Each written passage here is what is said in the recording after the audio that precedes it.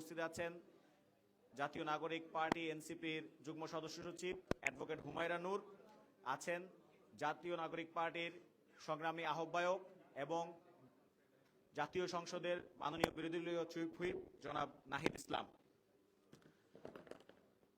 তো আমরা আনুষ্ঠানিকভাবে শুরু করছি। আমরা জনাব বিরোধী দলীয় চিফ হুইপ জনাব নাহিদ ইসলামকে আমন্ত্রণ জানাবো তার কাছে যে ডকুমেন্ট আছে সেটাই উপস্থাপন করার এবং সরকারের 180 দিনের ব্যর্থতার যে চিত্র সেটা তুলে ধরার। আপনাদের কাছ থেকে আমরা যেটা প্রত্যাশা করব যে আপনারা একটু নীরব থাকবেন, কারণ যেহেতু টেকনিক্যাল ইস্যুসগুলো আছে, ফলে নীরবতা না থাকলে আমাদের জন্য এটা নিয়ে কাজ করা খুব কষ্টকর হবে। যদি জনাব নাহিদ ইসলাম মনে করেন যে কখনো ফ্লোর দেওয়ার প্রয়োজন, তিনি আমাকে ফ্লোর দিলে আমি ওই ইস্যুতে নির্দিষ্ট ইস্যুতে কথা বলবো, বাদ বাকি সমগ্র প্রোগ্রামটি উনি পরিচালনা করবেন।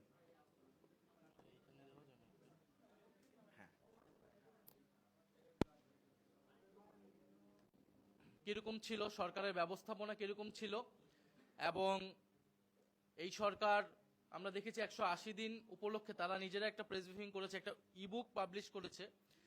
তো আমরা সেখানে দেখতে পেয়েছি যে তারা যে প্রতিশ্রুতিগুলো দিয়েছিল সেই প্রতিশ্রুতিগুলোর অধিকাংশই তারা রক্ষা করতে পারে নাই, এবং দেশের যে সংকটগুলো তৈরি হয়েছে সেই বিষয়ে তাদের কোনো জবাবদিহিতা নাই। উল্লেখ্য তারা নিজেদের সফলতা দাবি করছে।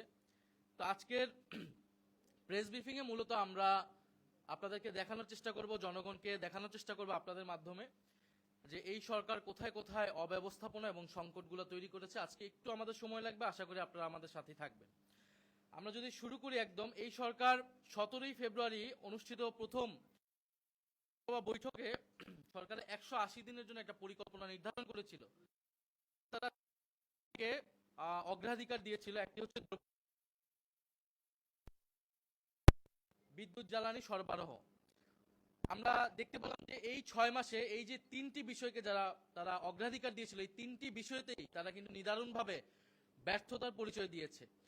দ্রব্যমূল্যের জায়গা যদি আপনি বলেন, নিত্য প্রয়োজনীয় দ্রব্য যেগুলো আছে 10 থেকে 15 টাকা করে করে সবগুলোতেই বেড়েছে, চাল ডাল ব্রয়লার মুরগি থেকে শুরু করে, এবং জীবনযাত্রার যে ব্যয় সেটা কিন্তু ঊর্ধ্বমুখী, এবং নিত্যপণ্যের বাজারে যে সিন্ডিকেট সেটা ব্যাপকভাবে পুরোদমে সক্রিয় রয়েছে। আইন শৃঙ্খলার উন্নয়ন আমরা ডেটা দিব, তখনই আপনারা দেখতে পারবেন যে 6 মাসে বিগত 6 মাসের তুলনায় অন্তর্বর্তী সরকারের তুলনায় আইন শৃঙ্খলার পরিস্থিতি আরো কিভাবে খারাপ হয়েছে। এবং বিদ্যুৎ জ্বালানি সরবরাহ এটাও আমরা দেখাবো, এবং এটা আসলে বলার অপেক্ষা রাখে না। আমরা জানি না এই প্রেস ব্রিফিং চলাকালীন সময় আসলে বিদ্যুৎ থাকবে কিনা। আমরা যদি একটু সামনের দিকে আগাই, আমরা যদি প্রথমে জ্বালানি থেকে শুরু করি, আমরা যদি অর্থনৈতিক অব্যবস্থাপনা যাই, যেখানে মূলত আসতেছে জ্বালানি সংকট এবং দ্রব্যমূল্যের ঊর্ধ্বগতি। জ্বালানি তেল সংকটে আপনারা জানেন যে এই সরকার আসার পরে মার্চ এপ্রিলে পাম্পগুলোতে ভয়াবহ পেট্রোল এবং ডিজেল সংকট শুরু হয়েছিল, এবং সংসদে তখন জ্বালানি মন্ত্রী তিনি প্রথমে দাবি করেছিলেন যে কোনো তেলের সংকট নেই, জ্বালানি সংকট নেই, এগুলো হচ্ছে পরিকল্পিতভাবে করা হয়েছে। পরবর্তীতে জাতীয় সংসদে একটা কমিটি করে এটার একটা প্রস্তাবনা তৈরি করা হয়। সেই কমিটিতে বিরোধী দল অংশ নিয়েছিল এবং আমরা সেখানে প্রস্তাবনা দিয়েছিলাম, কিন্তু সেই প্রস্তাবনা অনুযায়ী কোনো ব্যবস্থা নেওয়া হয়নি। সেই সময় জ্বালানি তেলের দাম রেকর্ড পরিমাণে বৃদ্ধি করা হয়েছিল। আমরা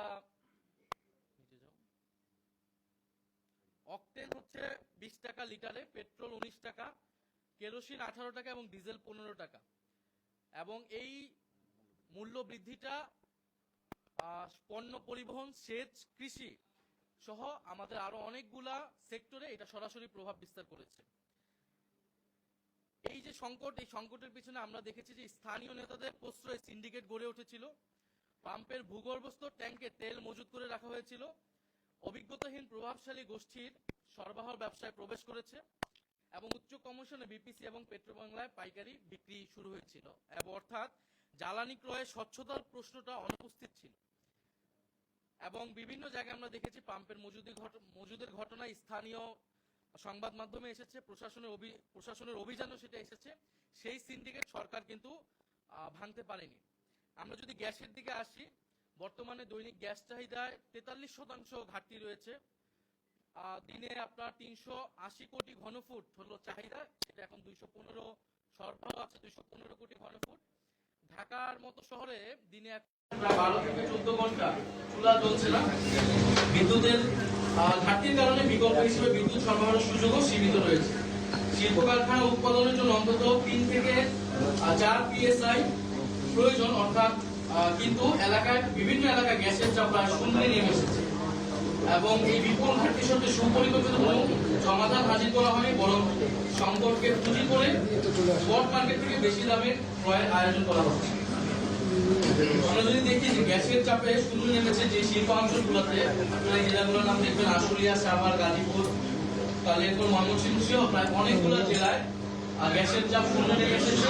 হবিগঞ্জে একসাথে উৎপাদন বন্ধ হয়েছে 171টি জেলা, নারায়ণগঞ্জে উৎপাদন বন্ধ হয়েছে 450টি ডাইনিং কারখানা এবং রিজিমে সদস্য কারখানা যে রয়েছে তাদের প্রায় 30 থেকে 35% তাদের সক্ষমতার তুলনায় কম উৎপাদন তারা করছে। এবং এটা বিভিন্ন পত্রিকা রেফারেন্স আমরা পেয়েছি। গ্যাস সংকটে শিল্প উৎপাদন ব্যাহত হচ্ছে। আমরা যেটা বললাম, বিজিএমই সদস্য কারখানা 30 থেকে 35% কমেছে সক্ষমতা, এবং সব খাত মিলিয়ে 2 মাসে গড় উৎপাদন 24% হ্রাস পেয়েছে। কাঁচ, ইস্পাত, বস্ত্র তৈরি, পোশাক কারখানা সহ গুরুত্বপূর্ণ বিভিন্ন সেক্টরে এটার জন্য ক্ষতিগ্রস্ত হচ্ছে। গ্যাসের কারণে প্রয়াত সরে যাচ্ছে এবং আমরা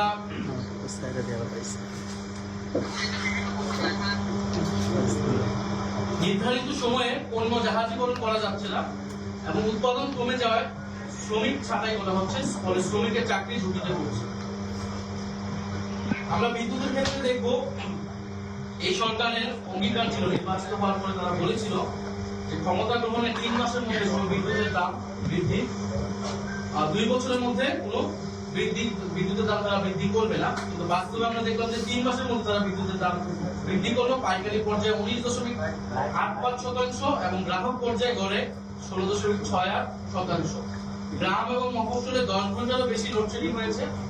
বিএনপি গ্রহণের পরে বাংলাদেশের ইতিহাসে সর্বোচ্চ পর্যায়ে লোডশেডিং কিন্তু এই বর্তমান সময়ে হচ্ছে। এর সঙ্গে যুক্ত হয়েছে ভুতুরে বিদ্যুৎ বিল, যেখানে বিতরণ কোম্পানিগুলো সিস্টেম লসের দায় গ্রাহকগুলোর উপর চাপানো হচ্ছে এবং এই সংকটের সমাধান না করে বিদ্যুৎ বিভাগ উল্টো ভুতুরে বিলের নিয়ে অপপ্রচারের জন্য শাস্তির হুঁশিয়ারি দিয়েছে। আপনারা দেখবেন যে একটা বিজ্ঞপ্তি দিয়ে তারা এটা যারা সমালোচনা করতেছিল তাদের বিরুদ্ধে হুঁশিয়ারি দিয়েছে এবং পরে সেটা বাতিল করেছে। আমরা জানি আগের একটি সমস্যা আমাদের বিদ্যুতে রয়ে গিয়েছে যে ক্যাপাসিটি চার্জে জনগণের প্রায় 70,000 কোটি টাকা প্রতি আমাদেরকে অর্থের অপচয় আমাদেরকে দিতে হচ্ছে এবং এই ক্যাপাসিটি চার্জের কথা এবারে বাজেট বক্তব্যে অর্থমন্ত্রী বলেছেন, ইস্তেহারেও বিএনপি ছিল যে এটা তারা দূর করবে, কিন্তু আমরা তেমন কোনো ভূমিকা কিন্তু আমরা দেখিনি। এই আদানি চুক্তিগুলো সহ যে চুক্তিগুলো কন্টিনেন্টাল আইনের মাধ্যমে ফ্যাসিস্ট সরকার করেছিল, সেই চুক্তিগুলো, সেই ক্যাপাসিটি চার্জের ব্যবস্থা তারা কি করবে আমরা দেখেছিলাম। অন্তর্বর্তী সরকারের সময় যে জাতীয় কমিটি হয়েছিল তাদের সুপারিশ দিয়েছিল যে ক্যাপাসিটি চার্জ এবং এই চুক্তিগুলো বাতিলের জন্য কি ধরনের ব্যবস্থা নেওয়া উচিত। সরকার কিন্তু সেই সুপারিশগুলো মানছে না এবং নিজেও কোনো এই ধরনের কমিটি বা কোনো ধরনের ব্যবস্থা নিচ্ছে না। আমরা দেখেছি যে সরকারের একজন উপদেষ্টা, তথ্য উপদেষ্টা, প্রধানমন্ত্রী তথ্য উপদেষ্টা বলেছেন যে শুধু 15 বছরের দুঃশাসন এবং বিধ্বস্ত অবস্থার উপর দায় চাপিয়ে কি নিজেদের অক্ষমতা, অদক্ষতা এবং অব্যবস্থাপনা থাকা যাবে। অর্থাৎ আমরা দেখতে পাচ্ছি যে সরকার বিদ্যুৎ সংকটের জন্য বর্তমান সরকারের ন্যূনতম দায় নেই, বরং যে ফ্যাসিস্ট সরকার ছিল 15 বছর তাদের উপর দায় চাপাচ্ছে।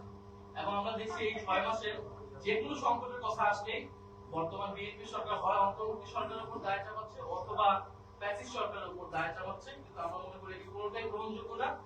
অন্তর্বর্তী সরকার আরো বিধ্বস্ত পরিস্থিতিতে দেশের দায়িত্ব কিন্তু সেই সময় নিয়েছিল এবং সেই সময় কিন্তু আমরা রেকর্ড পরিমাণ লোডশেডিং দেখিনি এবং এই গ্যাসের সংকট দেখিনি। ফলে আমরা মনে করি সরকারের অব্যবস্থাপনা, পরিকল্পনাহীনতা এবং অদক্ষতা থেকে এই সংকট তৈরি হয়েছে। আমরা যদি একটু কৃষি খাতে যাই, কৃষককে বস্তা প্রতি বাড়তি দামে সার কিনতে হচ্ছে। অধিকাংশ জেলায় সেটা 350 থেকে 450 টাকা ব্যয়, অতিরিক্ত ব্যয় হচ্ছে এবং দুর্বল মনিটরিং এবং রাজনৈতিক সমর্থন পুষ্ট সিন্ডিকেটের কারণে চলতি আমন মৌসুমের শুরুতে কৃষকের চড়া দামে সার কিনতে হচ্ছে। ক্যাশ মেমো চাইলে সার না দেওয়া হুমকি দেওয়া হচ্ছে।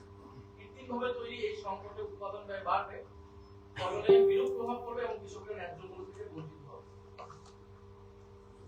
আমরা যদি দেখি গুরুত্বপূর্ণ যে খাত আমাদের যেটা সংকট ছিল এবং এখন তৈরি হচ্ছে, সেটা ব্যাংক দখল এবং বাজার সিন্ডিকেটের প্রত্যাবর্তন। আমরা যদি ক্রেডিট রেটিংয়ে দেখি, অব্যবস্থাপনা এবং সংস্কার অনিচ্ছার কারণে আন্তর্জাতিক যে ঋণ মান নির্ণয়কারী সংস্থা S&P and Fitch বাংলাদেশের অর্থনৈতিক পূর্বাভাস নেতিবাচক পর্যায়ে নামিয়ে এনেছে। খেলাপি ঋণ আমরা জানি প্রচুর খেলাপি ঋণ ছিল এবং খেলাপি ঋণ যাদের রয়েছে তাদেরকে সংসদেও নিয়ে আসা হয়েছে এবং বিএনপির সাথে সংশ্লিষ্ট প্রচুর ব্যবসায়ী রয়েছে খেলাপি ঋণ এবং শূন্য তফসিলীকরণের হিড়িক করেছে। শীর্ষ নেতাদেরও ফোন করে ব্যাংকের কর্তা ব্যক্তি রদবদল হচ্ছে। আমরা দেখেছিলাম ব্যাংক রেজলিউশন অ্যাক্ট 2026 এর 18 ক ধারা অলিগারদের ফেরত, মানে 18 ক ধারায় সংশোধন করে অলিগারদেরকে ব্যাংক দখলের সুযোগ তৈরি করা হয়েছিল। পরে বিরোধী দল এবং জনগণের প্রতিবাদের কারণে সেটা প্রত্যাহার করা হয়। এছাড়া ঋণ প্রবৃদ্ধি বাড়ছে, শেয়ার বাজারেও আমরা দেখছি অভিযোগ এসেছে এবং সবচেয়ে গুরুত্বপূর্ণ হচ্ছে যে ব্যাংক লুটেরা তাদের প্রত্যাবর্তনের সুযোগ করে দিচ্ছে। বিশেষত আর্থিক খাত ধ্বংসকারী লুটেরা অ্যাসালম গ্রুপকে ব্যাকডোরে ব্যবসায় ফিরিয়ে আনার চেষ্টা করা হচ্ছে। সম্প্রতি অ্যাসালম গ্রুপের মালিকানাধীন এসএস পাওয়ার অ্যাক্ট লিমিটেডের পক্ষে এলসি করার জন্য প্রায় 32 লক্ষ মার্কিন ডলার ছাড়ের অনুমতি দিয়েছে বাংলাদেশ ব্যাংক এবং বিদ্যুৎ উৎপাদন সচল রাখার যুক্তিতে কেন্দ্রীয় ব্যাংক বিশেষ অনুমতি